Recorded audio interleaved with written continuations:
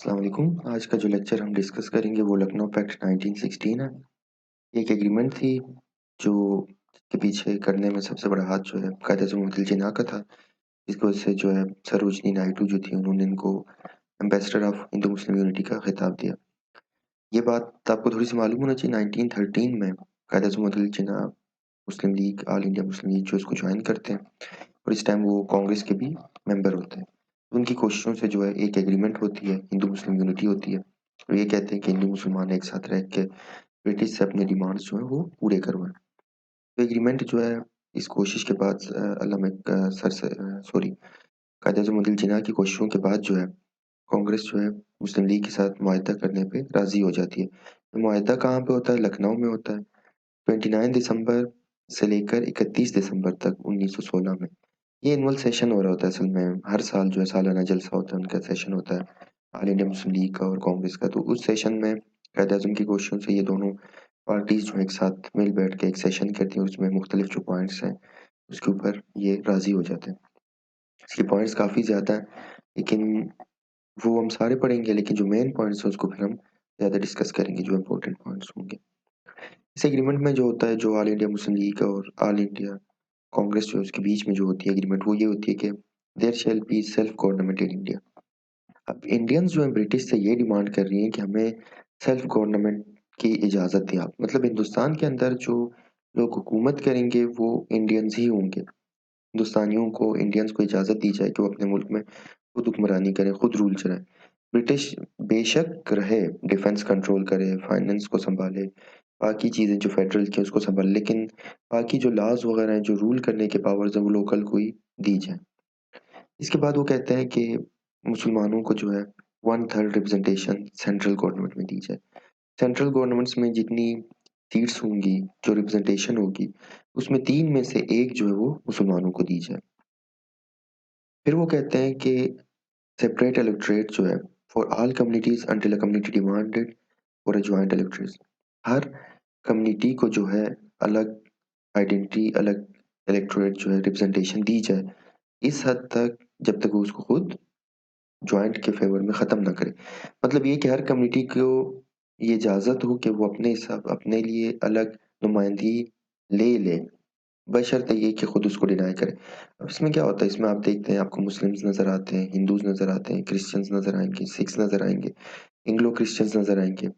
तो ये पॉइंट ये कहती है कि अगर मुसलमान चाहते हैं कि हम अपनी जो अलग सीट है वो ना लें और हिंदुओं के साथ मुश्तरका तौर पे एक सीट ले लें तो भी ठीक है।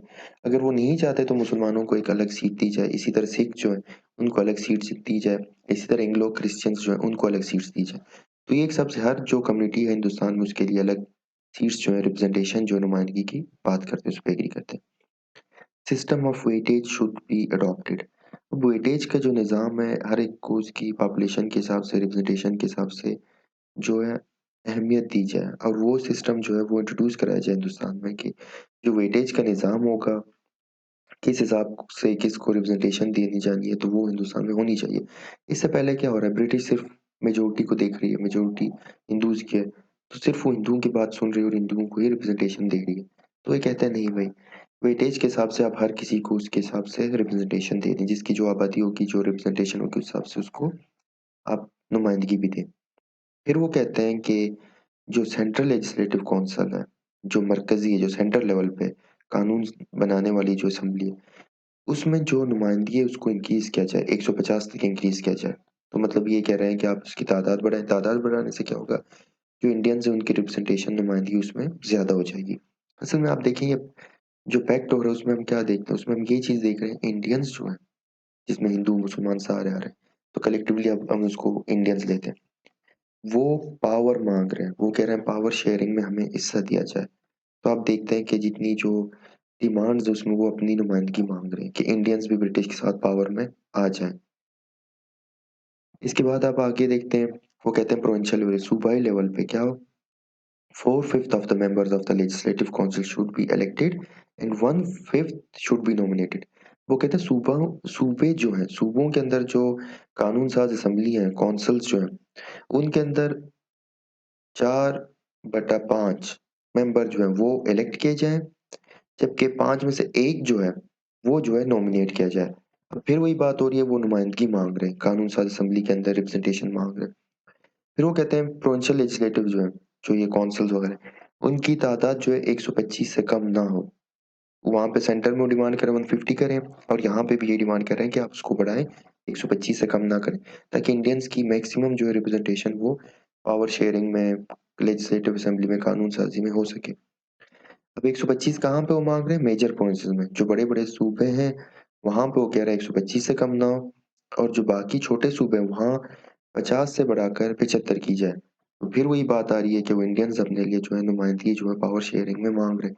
तो ये दोनों पार्टीज़ जो है मेजर पार्टीज़ हिंद ऑल इंडिया नेशनल कांग्रेस और मुस्लिम लीग जो है, मेजॉरिटी की शक्ल में आके ब्रिटिश पे प्रेशर डाल रहे हैं कि इंडियंस को रिप्रेजेंटेशन दो।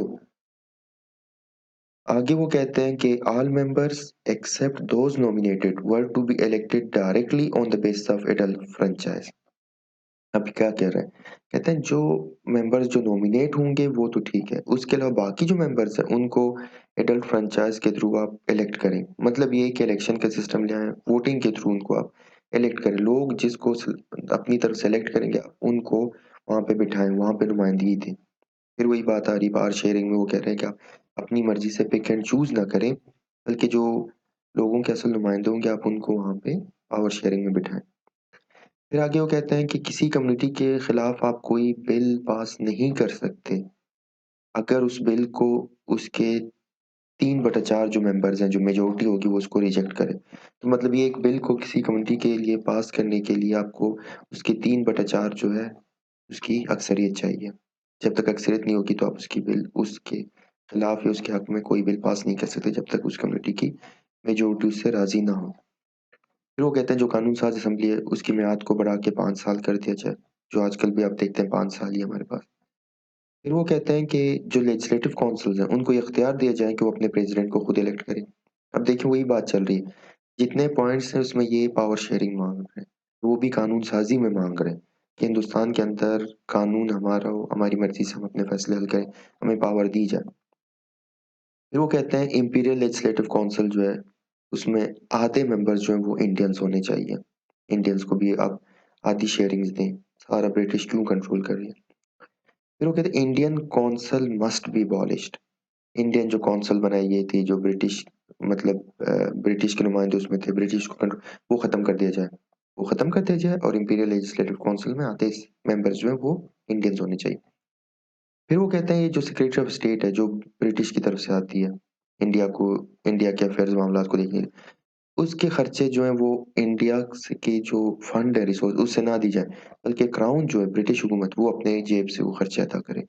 मतलब सेक्रेटरी ऑफ स्टेट जो बाहर से आ रहा है, ब्रिटिश से आता है, उसके खर्चे इंडियन क्यों दें? इंडियन के खजाने के ऊपर क्यों बोझ पड़े? जब ब्रिटिश भेजती है तो इसकी तनख्वाहें वगैरह मराद जो कुछ भी है वो ब्रिटिश अपनी जेब से दे। अब देखिए अब इनमें एक शऊर आ रही है कि अपनी जो रिसोर्सेज़ है उसको हम लूटने नहीं देंगे। हमारा जो कंट्री है उसको हम खुद रन करेंगे, खुद कंट्रोल करेंगे। तो यहाँ से आप देख रहे हैं उनके अंदर एक पॉलिटिकल अवेकनिंग आ रही है, वो अपने लिए एज़ इंडियंस जो हैं हिंदुस्तानियों के हिसाब से अपने लिए सोच रहे हैं, अपने फ्यूचर के लिए सोच रहे हैं। फिर वो कहते हैं जो अंडर सेक्रेटरीज़ हैं, out of 2 under secretaries 1 should be Indian. जो अंडर सेक्रेटरीज़ हैं जो काम करती हैं उनके अंदर 2 में से 1 इंडियन होना चाहिए। फिर वो लास्ट में वो कहते हैं the executive should be separated from the judiciary. जो एग्ज़ेक्युटिव है, जिसने सारे मामलात देखने हैं, उसको जुडिशरी से आप अलग करें। अलग क्यों करेंगे? इससे पहले क्या होता था, जजेस जो थे और ब्रिटिश जो रूलर्स आ रहे थे, उनके पास ये दोनों पावर थी, एग्ज़ेक्युटिव पावर भी थी और जुडिशरी भी थी। जिससे क्या होता था वो अक्सर जो है ब्रिटिश के खिलाफ केसेज़ नहीं लेते थे और जब भी अगर कोई केस ब्रिटिश और इंडियन के दरमियान होता, तो वो ब्रिटिश को फ़ेवर देते थे।